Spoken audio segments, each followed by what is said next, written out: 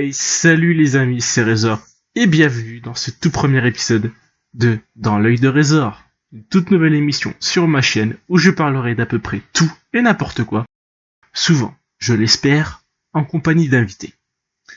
Et j'ai la chance, pour ce premier épisode, d'être en compagnie de Christelle, une youtubeuse de talent que j'adore personnellement, qui produit d'excellents tutos, et je vous encourage vivement à aller voir sa chaîne. Le lien sera évidemment dans la description. Au niveau de la longueur, je pense faire des émissions courtes, mais ça, on y reviendra plus tard. Comme je vous l'ai expliqué, on va parler de tout et n'importe quoi. Le premier sujet, le programme Apollon. Non, pas le programme qui a été sur la Lune. Non, pas celui-là, non. L'autre programme Apollon.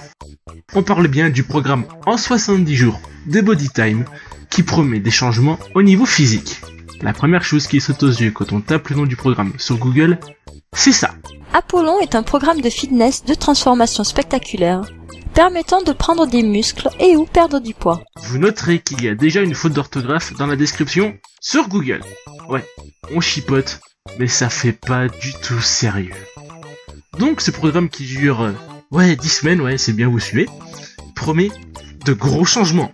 En soi, un programme de musculation peut changer votre physique. Dans l'onglet Nos transformations, vous pouvez voir le résultat de ce programme. Ce qui est une aberration en soi, car la plupart d'entre eux sont déjà musclés de base. Donc promettre à des personnes qui n'ont pas un physique déjà musclé de base d'atteindre de tels résultats est stupide.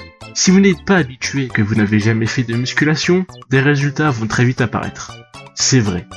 Mais vous ne verrez pas un changement physique spectaculaire comme promis.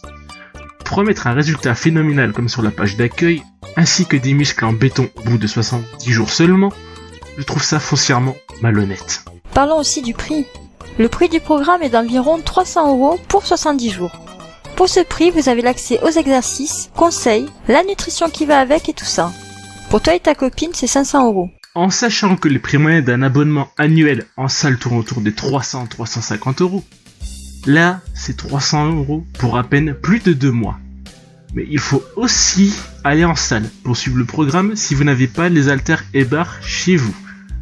Donc ça devient vite impossible à gérer au point de vue financier. Si vous débutez, évidemment. Mais ce programme consiste une base qu'on peut acquérir quand on débute. Je ne dis pas le contraire. Mais ce n'est absolument pas suffisant pour obtenir les résultats de ouf qu'ils vantent. C'est comme si on promettait à un néophyte d'avoir le physique de Ziz en 2 mois en restant absolument naturel. C'est totalement illogique et impossible.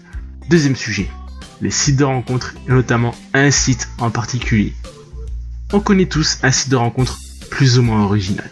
Des sites spécialement conçus pour les végétariens, les roux, les amateurs de pulse, les vieux qui essaient de draguer des gamines. Oui bon ça d'accord, c'est chelou. Mais internet n'est pas toujours rose mes amis. Oh non. Je crois que le meilleur restera adopter un mec. Pourquoi ? Tout simplement parce que si t'es beauf dans la vie, tu verras des femmes faire exactement comme toi. Eh ouais, c'est ça l'égalité des sexes. La beaufitude, c'est pas réservé qu'aux hommes. Le concept du site est un peu plus simple.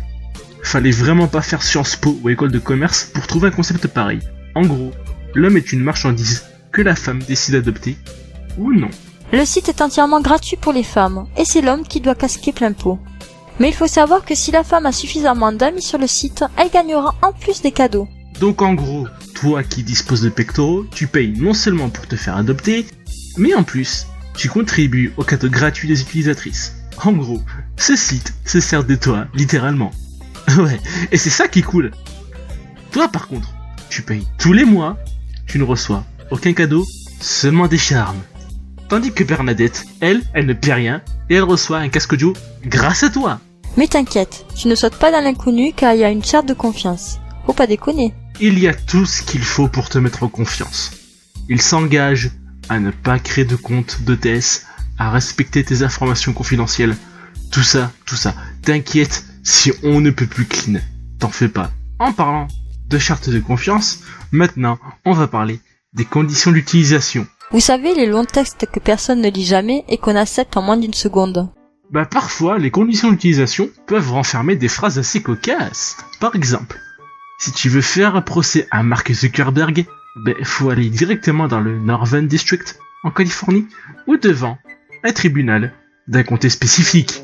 Et tout ça uniquement pour te dissuader de faire un procès, puisque de toute manière tu ne gagneras pas. La plupart des gens se plaignaient que Windows collecte des données. Mais c'est pourtant écrit dans les conditions d'utilisation que les gens acceptaient, sans même lire. Je veux bien qu'on me fasse croire que Windows c'est le mal.